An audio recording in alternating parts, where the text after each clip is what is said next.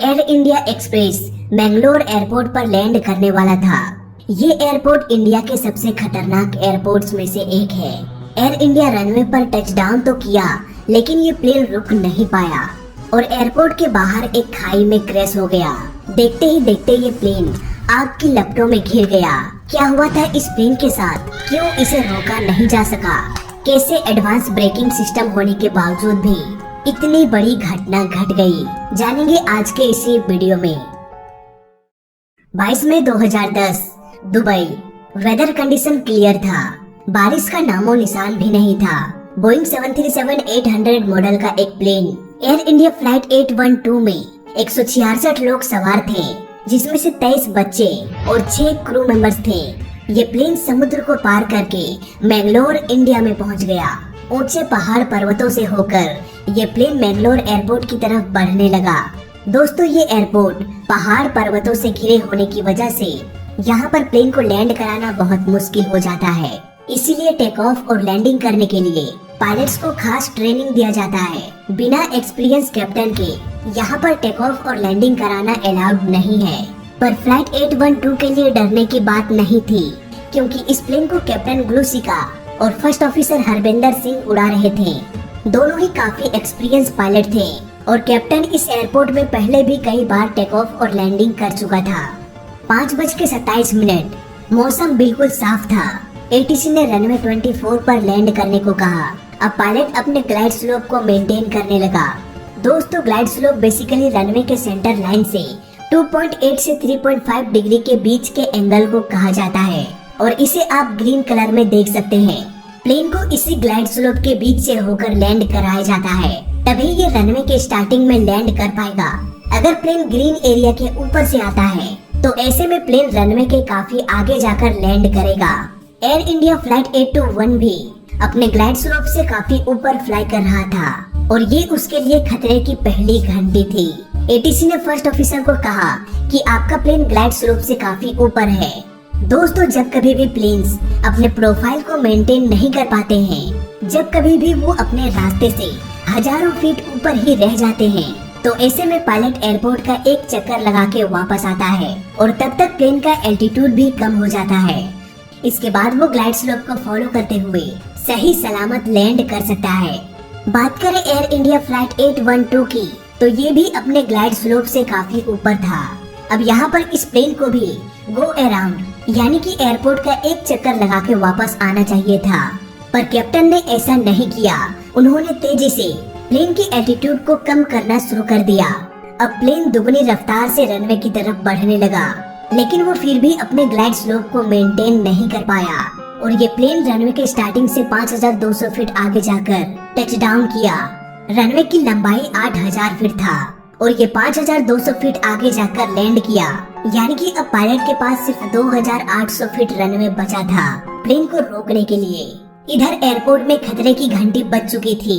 Plane रगड़ खाते हुए आगे की ओर बढ़ने लगा, लेकिन ये फिर भी रुक नहीं पाया और रनवे के बाहर चला गया। रनवे के बाहर भी 300 फीट तक सैंड यानी कि बालू डाला गया था, ताकि इन केस अगर कोई प्लेन रनवे के बाहर आ जाता है तो सैंड में धंसकर प्लेन रुक जाएगा। इतना इंतजाम बस इसलिए किया गया था क्योंकि रनवे के आगे एक खाई था। एयर इंडिया फ्लाइट 812 इस बलुआहा मिट्टी में भी रुक नहीं पाया और आगे जाकर एयरपोर्ट के बाउंड्री लाइन में एक टावर से इसका विंग टकरा गया। फिर भी ये प्लेन रुका नहीं और तीखी ढलान में पेड़ों को तोड़ते हुए ये प्लेन नीचे की ओर गिर गया। इस टक्कर ने प्लेन को पूरी तरह से बर्बाद कर दिया और देखते ही देखते फ्यूल में आग लग गई। रेस्क्यू टीम वहां पहुंच तो गए, लेकिन आग इतनी तेज थी कि प्लेन के साथ साथ आसपास के पेड़ पौधे भी जलने लगा। बहुत से लोग अपने सीट पर बैठे बैठे जख्मी हो चुके थे और उनके पास कोई रास्ता भी नहीं बचा था सिवाय आग में जलकर मरने का। प्लेन के जोरदार टक्कर से ये टूट चुका था और जहाँ से ये टूटा था वहाँ पर बैठे पैसेंजर्स की किस्मत अच्छी थी, उन्हें किसी तरह से निकाल लिया गया, पर बाकियों की किस्मत में शायद मौत ही लिखा गया था। प्लेन में बैठे सभी 23 बच्चों की जलने से मौत हो गई, जिसने बस कुछ साल पहले ही धरती पर कदम रखा था और आज मानो अलविदा कह दिया हो। यात्रियों के रिश्तेदार तो आए थे रिसीव करने के लिए, पर अपने साथ अधजले लाश को लेकर जा रहे थे। इस हादसे में 166 में से सिर्फ 8 लोगों की जानें बचाई जा सकी। इस घटना ने पूरी तरह से एविएशन को हिला के रख दिया। Boeing, DGCA, NTSB, federal aviation administration ये सभी पता लगाने में लग गए कि आखिर ये हादसा कैसे हुआ। चलो मान लेते हैं कि ये प्लेन रनवे से 5000 फीट आगे टचडाउन किया, लेकिन इसके बाद भी पायलट के पास लगभग 2800 फीट रनवे बचा था। और बोइंग 737 में तो एडवांस ब्रेकिंग सिस्टम है, जिसकी मदद से ये छोटे से रनवे पर भी आसानी से लैंड कर सकता है। आपको याद होगा बोइंग 747, जो कि बोइंग 737 से काफी बड़ा प्लेन है। ये गलती से एक बार चेन्नई इंडियन एयरफोर्स बेस में लैंड कर गया था। इस इमरजेंसी लैंडिंग में मरने की तो दूर की बात, कोई घायल भी नहीं हुआ था। उस प्लेन के कंपैरिजन में बोइंग 737 काफी छोटा प्लेन था और 2800 फीट रनवे पर लैंड किया जा सकता था। तो फिर कैसे इसके साथ इतना बड़ा हादसा हो गया? क्यों इसके ब्रेक्स ने काम नहीं किया? ऐसे ही बहुत सारे सवाल उठने लगा था और इन सवालों के जवाब सिर्फ ब्लैक बॉक्स ही दे सकता था। ये क्रैश इतना जोरदार था कि FDR यानी कि फ्लाइट डाटा रिकॉर्डर के 2 टुकड़े हो चुके थे। इस डैमेज FDR से डाटा एक्सट्रैक्ट करना इम्पॉसिबल हो गया। अब आखिरी उम्मीद बचा था CVR यानी कि कॉकपिट वॉइस रिकॉर्डर। ये CVR बेसिकली कॉकपिट में हो रहे आवाजों को रिकॉर्ड करता है। अब देखना ये था कि इसके अंदर के कंपोनेंट्स सही सलामत हैं या नहीं। कॉकपिट वॉइस रिकॉर्डर को डिकोड करने के लिए भेज दिया गया और तब तक प्लेन के सारे मलबों को इकट्ठा करके ये पता लगाने की कोशिश किया जाने लगा कि पायलट ने आखिरी समय में कौन कौन सा कंट्रोल इस्तेमाल किया था। FDR के बर्बाद हो जाने के कारण ये पता लगाना बेहद मुश्किल हो गया कि पायलट ने फ्लाइट के दौरान क्या क्या स्टेप्स लिया था। इसका अंदाजा अब सिर्फ कॉकपिट के कंट्रोल्स को देखकर लगाया जा सकता था। कॉकपिट को अच्छे से छानबीन करने के बाद ये पता चला कि लैंडिंग गियर डाउन था, फ्लैप्स 40 पर था, स्पीड ब्रेक भी अप्लाई किया गया था, सब कुछ ठीक था। पर एक चीज पल्ले नहीं पड़ी और वो था थ्रस्ट लीवर, जो कि फुल था। इन कंट्रोल्स को देखते हुए अगर हम प्लेन की कंडीशन को रिक्रिएट करने की कोशिश करते हैं तो लैंडिंग गियर डाउन था, जो कि लैंडिंग के दौरान होता ही है। फ्लैप्स 40 पर था, ये भी सही था क्योंकि इमरजेंसी लैंडिंग के दौरान फुल फ्लैप्स का यूज किया जाता है ताकि प्लेन का विंग्स फैल जाए और ड्रैग लेवल मैक्सिमम हो जाए और प्लेन जल्दी से धीमा हो जाए। इसके अलावा उन्होंने स्पॉइलर का भी यूज किया था, जो बेसिकली प्लेन को रनवे में बनाए रखता है, इसे जंप होने नहीं देता। इसके अलावा रिवर्स थ्रस्ट का भी यूज किया गया था।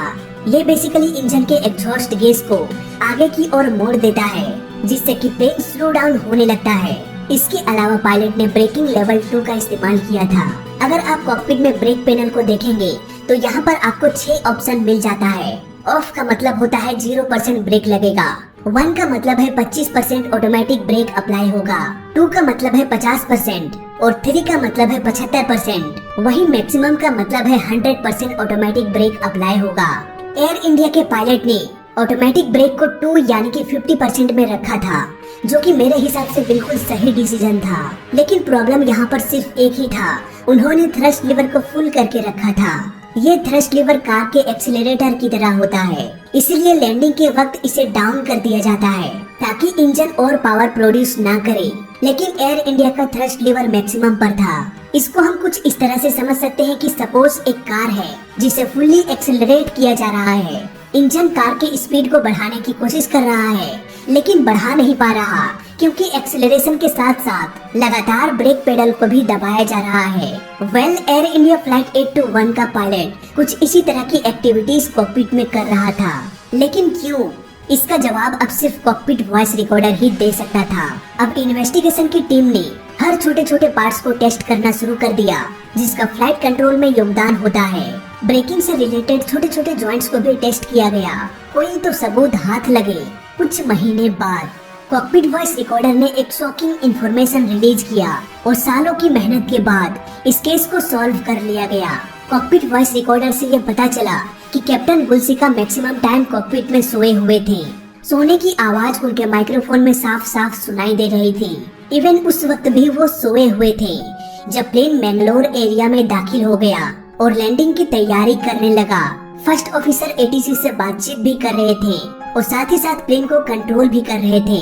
प्लेन अब लगभग 7000 फीट में आ चुका था। कैप्टन अब भी 1 घंटे 40 मिनट से सोए हुए थे। और आपको एक बार फिर से याद दिला दूं, बेंगलोर एयरपोर्ट में सिर्फ एक्सपीरियंस कैप्टन ही प्लेन को लैंड करा सकता है, वो भी खास ट्रेनिंग लेने के बाद।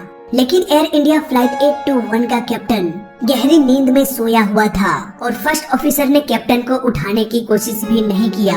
अब यहाँ पर एटीसी का एक कॉल आया। उन्होंने कहा कि आपका प्लेन ग्लाइड स्लोप से काफी ऊपर है, इसीलिए आप गो अराउंड करें। फर्स्ट ऑफिसर ने भी यही डिसीजन लिया, यानी कि एयरपोर्ट का एक चक्कर लगाने को सोचा और ये बिल्कुल सही डिसीजन था। लेकिन यहाँ पर अब एंट्री होती है कैप्टन की। कैप्टन नींद से जाग गया। उन्होंने देखा कि प्लेन ग्लाइड स्लोप से काफी ऊपर है, इसीलिए उन्होंने प्लेन को तेजी से नीचे की ओर ले जाने लगा, बजाय एयरपोर्ट का एक चक्कर लगाने का। फर्स्ट ऑफिसर ने बार बार 3 बार कहा कि सर गो अराउंड, लेकिन कैप्टन ने फर्स्ट ऑफिसर को इग्नोर कर दिया। वो अभी अभी गहरे नींद से जागा था और ऐसे में किसी भी सिचुएशन को समझने के लिए थोड़ा सोचना पड़ता है, थोड़ा वक्त देना पड़ता है। गहरी नींद से उठने के तुरंत बाद वो सही डिसीजन नहीं ले सकता था। और वैसे भी एविएशन में ये रूल है कि दोनों पायलट में से किसी एक पायलट को गड़बड़ी की आशंका होती है, या किसी भी तरीके से कोई भी छोटी से छोटी प्रॉब्लम हो जाए और अगर वो एक बार कह दे कि सर हम गो अराउंड करते हैं, तो दूसरे पायलट को मानना ही पड़ेगा, चाहे वो कैप्टन ही क्यों ना हो। लेकिन यहाँ पर कहानी ही कुछ और थी। कैप्टन फर्स्ट ऑफिसर को इग्नोर करके, ऑटो पायलट को डिस्कनेक्ट करके 1500 फीट पर मिनट की स्पीड से नीचे आने लगा था। इतनी तेजी से नीचे आने के बावजूद भी प्लेन अपने ग्लाइड स्लोप तक नहीं पहुंच सका और ये रनवे से आगे चला गया, करीब 5200 फीट आगे। प्लेन ने आधे से अधिक दूरी क्रॉस करके टचडाउन किया। अब प्लेन को रोकने के लिए सिर्फ 2800 फीट रनवे बचा था और इतना रनवे भी बोइंग 737 के इमरजेंसी लैंडिंग के लिए काफी था। बोइंग 737 का advance braking system 2800 feet runway में भी लैंड कर सकता था। कैप्टन ने तुरंत ही रिवर्स थ्रस्ट को ऑन किया, जो प्लेन की स्पीड को धीमा करता है। ब्रेक लेवल को 2 पर सिलेक्ट किया, लेकिन कहीं न कहीं इस सिचुएशन को देखकर कैप्टन भी पैनिक होने लगा था। उन्हें अब अपनी गलती का एहसास होने लगा। रनवे का आखिरी छोर भी नजदीक आने लगा। अब यहाँ पर कैप्टन ने एक बहुत बड़ी गलती कर दिया। उन्होंने प्लेन को लैंड कराने के बाद गो अराउंड का डिसीजन लिया और थ्रस्ट लीवर को फुल कर दिया। अब प्लेन का इंजन प्लेन को आगे बढ़ाने की कोशिश कर रहा था, वहीं प्लेन का ब्रेकिंग सिस्टम प्लेन को रोकने की कोशिश कर रहा था। ठीक वैसे ही जैसे कि एक कार को फुल एक्सेलरेट किया जा रहा हो और ब्रेक पेडल को भी फुल्ली दबाया जा रहा हो, ऊपर से रिवर्स गियर भी डाल दिया गया हो। ऐसे में कार का क्या हाल होगा, इसके बारे में आप खुद ही सोच सकते हैं। एयर इंडिया फ्लाइट 812 के साथ ऐसा ही कुछ होने लगा था। ब्रेक्स को अप्लाई करने के बाद प्लेन धीमा तो हो रहा था, लेकिन एन वक्त पर कैप्टन ने अपने डिसीजन बदल लिया ताकि फिर से प्लेन के स्पीड को बढ़ाकर टेक ऑफ किया जा सके। पर अफसोस सारे ब्रेक्स एक्टिव होने की वजह से ये उतना स्पीड गेन नहीं कर पाया कि फिर से टेक ऑफ कर सके। अब प्लेन रनवे के आगे निकल गया। इंजन अब भी फुल पावर में था, इसीलिए 300 फीट बलुआहा मिट्टी में भी ये रुक नहीं पाया और आगे जाकर एयरपोर्ट के बाउंड्री लाइन में प्लेन का विंग एक टावर से टकरा गया। तब भी इसका इंजन ऑन ही था और इसीलिए टकराने के बाद भी ये रुका नहीं। ये खाई के तरफ पेड़ों को तोड़ते हुए नीचे क्रैश हो गया। जो लोग जिंदा बच गए, उन्होंने कहा कि क्रैश के बाद भी इंजन तेजी से घूम रहा था। दोस्तों, इस हादसे में एक के बाद एक कई गलतियां की गई और इसीलिए इतना बड़ा हादसा हो गया। तो फिलहाल इस वीडियो में अभी तक के लिए बस इतना ही।